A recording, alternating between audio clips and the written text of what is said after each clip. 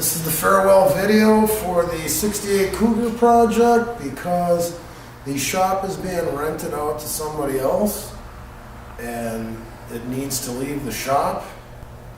The guy that owns the shop right now, who's renting it out, needs to get this car out of here and needs the body work done right away. So it's being shipped away to another body shop. All right, there's been questions on the forum about the brake situation. Now the owner went and bought a bunch of parts. You know, everything that you could buy new for the drivetrain, he's bought it.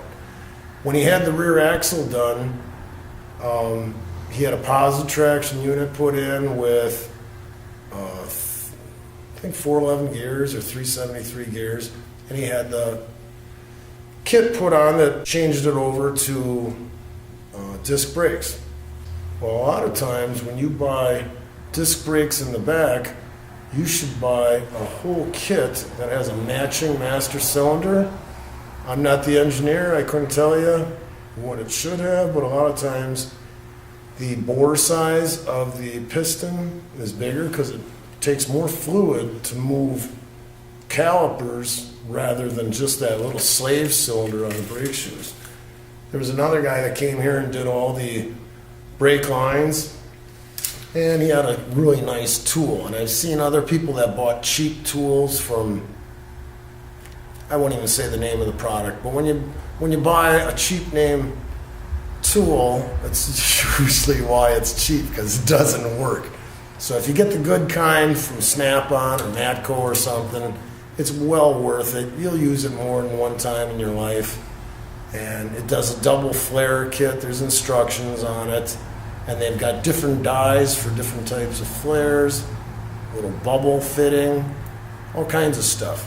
Where the other ones, you hear people complain, they're trying to reef down on it, make the flare, and the tubing just slides through. You can't get those wing nuts cheap enough.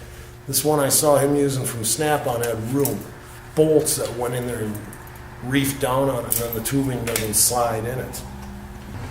Talking about the brakes, this is another situation you have to worry about. When this brake setup was designed for shoes and drum brakes, it had this proportioning valve in here. I don't know if that's going to be working, properly for the disc brakes and allowing enough fluid to go back there. A lot of times when guys have race cars, they'll have their own adjustable proportioning valve, and you can go out and slam on the brakes. If the back brakes lock up, then you tighten up on it so it's giving less fluid to the back calipers, and you keep doing it until all four brakes lock up the same. And this one, you went through all the work of plumbing it, and they might find out that it doesn't work. You might have to have somebody go through this whole thing over again. So, in summary, you can see why when you buy anything aftermarket or you want to upgrade it, try to find a company that sells the complete kit, that would be all the components. Like from stainless steel brake systems, or there's a whole bunch of them in Hot Rod Magazine, and they'll sell you everything from front to back. Or if you can get a setup that uses Corvette spindles and their aluminum hubs and all that, that's top of the line. Then the next thing aftermarket that's best is the Willwood kit. Those are the best. That's when you're getting really serious. But when you go to those and you got bigger rotors, you got to run those big wheels. A lot of guys that have cars that are vintage 60s classics, they don't want to run those big rims.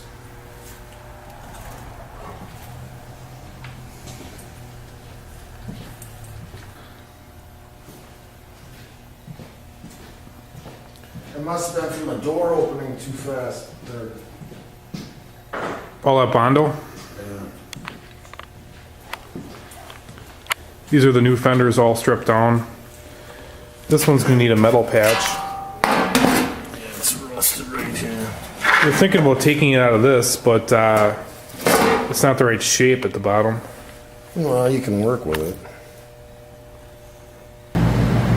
So is the Matco inline double flare tool? Yes. It does 1/4 inch, or 4.5 millimeter and 3/16 line. This is the clamping tool. Put your fitting on the line first. And you're going to clamp this around there.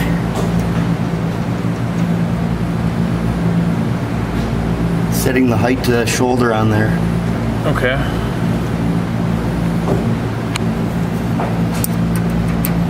This tool's real nice because you got Allen screws, one on each side, so you get a good clamp on it.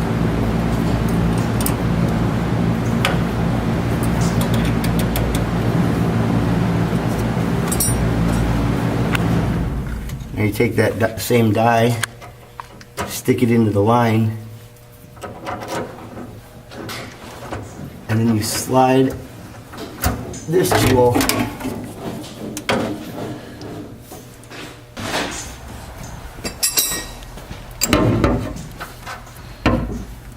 now you continue threading this until it's all the way tightened down.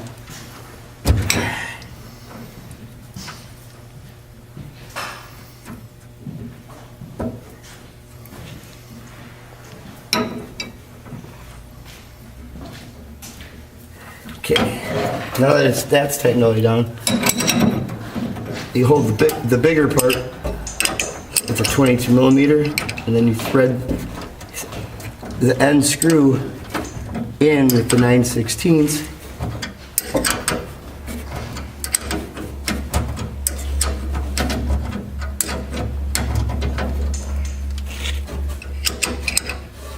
Yeah.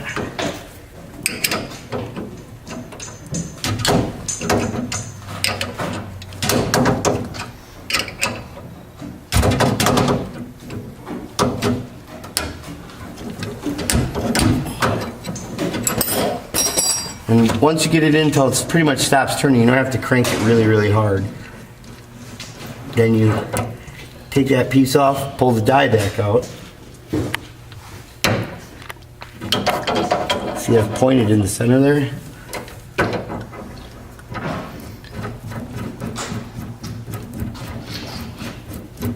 Thread that back over the end.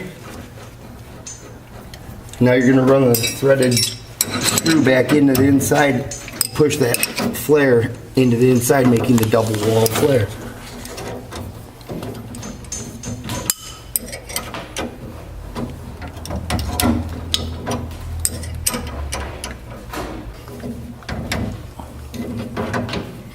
A single flare is unsafe for hydraulic brakes because of the pressure. Yeah, it's not going to seal too good, is it? Correct.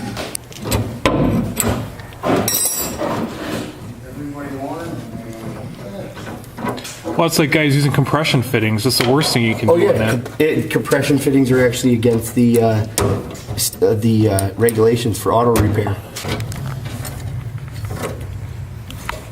This tool makes nice, good, uniform, straight. There it is. double Fits flare. nice in that that end. Yeah. The nut.